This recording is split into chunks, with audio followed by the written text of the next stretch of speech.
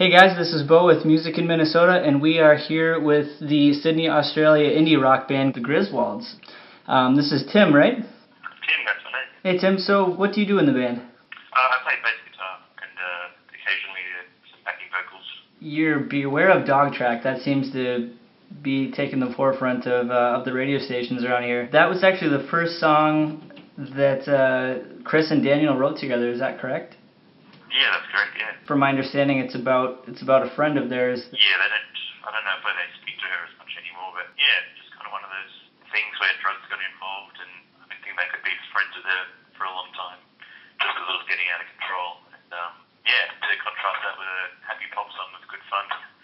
Because I heard the music and I thought this is really cool and upbeat. That's one of the first tracks. We didn't even know if it was going to make the album, and we're very, very happy that we put it on. You didn't even think it was going to make the album. Yeah, well, because it was one of those first songs they wrote. We didn't think it sounded like much on the album, but somehow we had our producer, Tony Hoffer, who's a genius, but he kind of heard it and thought you'd be stupid not to put it on, and it's a good song even though you guys feel it's old. Yeah, you've got to put it on the album, and we listened, fortunately, and made it on there. Very cool. Again, with that song, it's been recently named Rolling Stone's 2014 Single of the Year. That's also pretty cool to think of it as, okay, this wasn't going to go on the album, and now it's leading our whole entire band, basically. Yeah, it's leading the charge for the songs, and even, it's been out for a while, and people are still listening to it.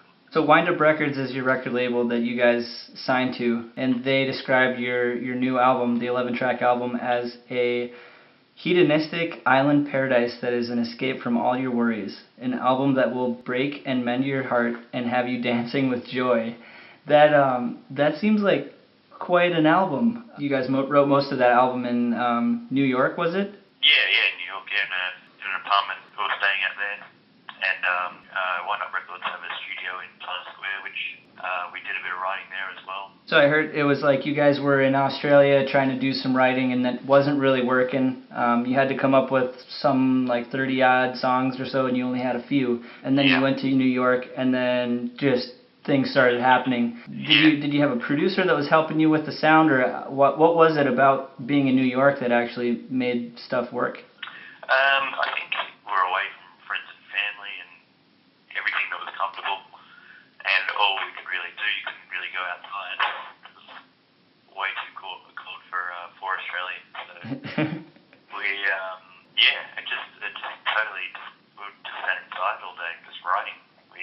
And there's something about New York, I don't know what it is, but it brought out something. Like I said, probably you can hear the songs on the album that are the quieter ones, and probably the more heartfelt ones were just being stranded in this massive concrete jungle. Being away from home, lyrically, it's a bit of a theme on the album as well, and having our first album come out and wanting it to be pretty much where the title came from, the Be Impressive title, was, I think New York played a big part in it, in songwriting. It's very cool. So it was Tony Hoffer was the producer, right? Yeah, Tony Hoffer, yeah. Excellent.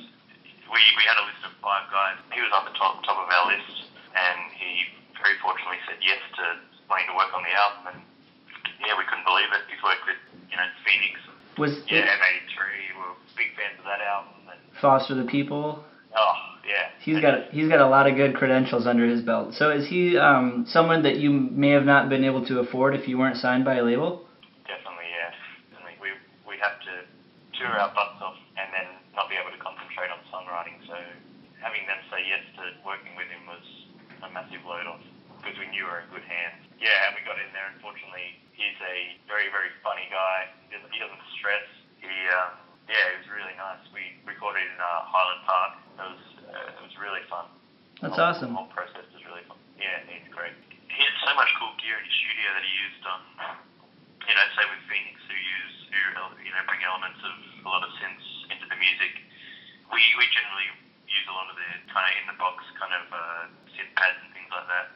But yeah, he gave us these real synths to use, and you can hear the difference. So he had all these things laying around that were just toys that we could just use for the whole process. Like I said, he's a genius on that front. I also read that you guys took a while to settle on a name, and then eventually settled on a name referring to the National Lampoon's family. the Griswolds. Can you recall any names that you were considering before you settled on the Griswolds? Yeah, one which was early on. We knew we wanted to be based on kind of like an 80s movie kind of name, something around that. But we had a band name. I think we had one which we thought would be kind of career suicide, which was We Are the Greatest. It was kind of like a tongue-in-cheek type thing, which we kind of dispelled pretty early. But there was also Weekend at Bernie's. That was a band name. We wanted something in that theme, and I think a friend said to them, the Griswolds, and it just stuck. I think it stuck out of us releasing the EP and needing a name real quickly, and I don't know, the Griswolds, it kind of stuck, and I think it's good. I think it's memorable, and yeah, we've all gotten used to it. Cool. Yeah. So we like it. you guys weren't concerned about the name getting confused, with the movie when people are trying to search you on Google and things like that? We were, but I think it's kind of good. A lot of people say to us, obviously grew up on the National Lampoon's movies. It's kind of come in handy because it's a memorable name, and aside from that, it hasn't hindered the name at all, I don't think. I know they've got a vacation movie coming out soon, so we'll see how that goes. So I'm sure there were some copyright steps that you guys needed to go through to claim copyright on that name. Yeah, we took a punt and we got the name, which I think there was some kind of loophole because it is a family name. We had to find out that there actually is families with the name the Griswolds. I think that's how we got it passed, to be honest. But yeah, there wasn't a problem, which we're very happy about because choosing a band name is pretty hard. It's what you're known as for as long as your career as bands. But we're happy that it stuck and we got it approved. Hi, this is Tim from the Griswolds and you're listening to Music in Minnesota.